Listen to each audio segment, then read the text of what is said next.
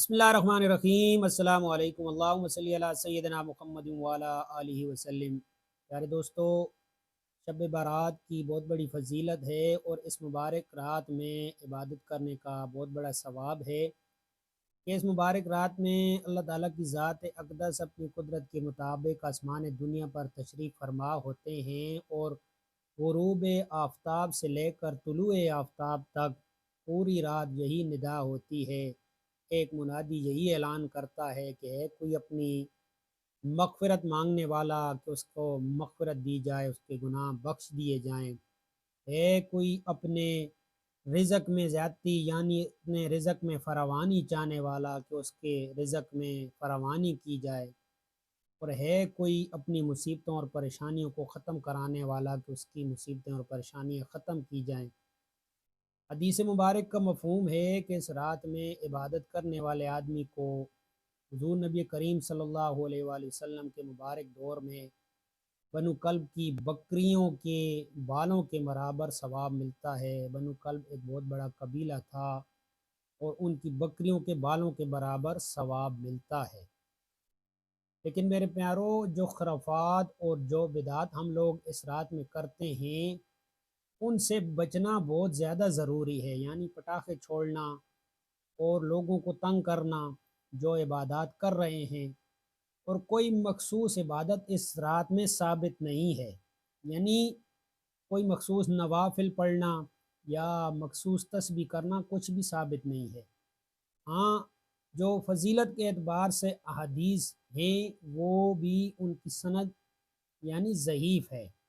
तो इस एतबार से कुछ लोग ये बताते हैं कि इतने नवाफिल पढ़े जाएं, तो आप जितना भी यानी जितना मुमकिन हो सकता है पढ़ सकते हैं।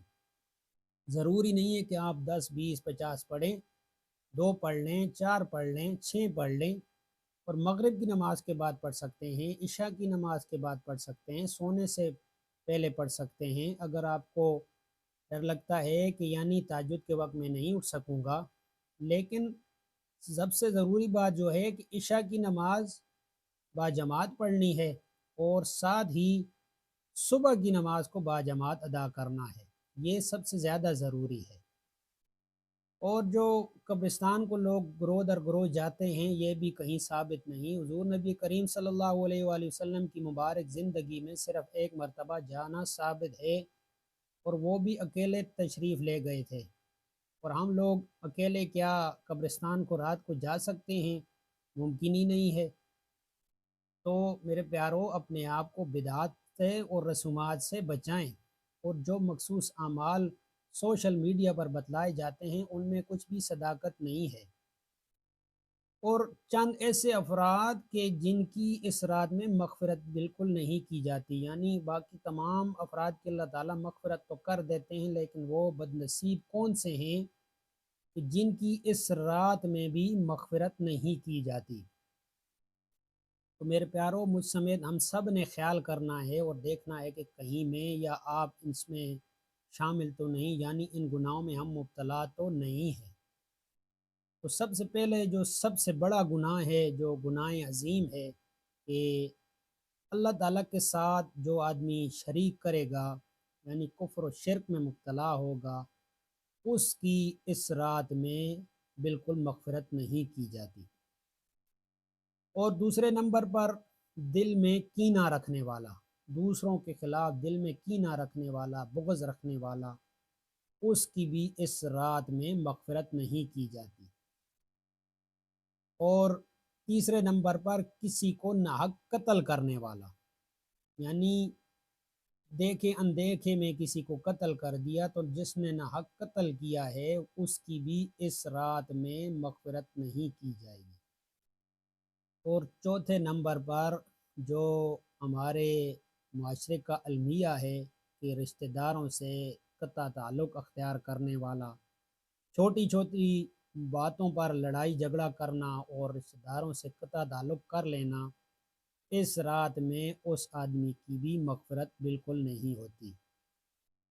और पाँचवें नंबर पर शलवार टखनों से नीचे रखने वाला, यानी तकब्बुर की वजह से टखनों से नीचे शलवार को लटकाने वाला, اس کی بھی اس رات میں مغفرت نہیں کی جاتی۔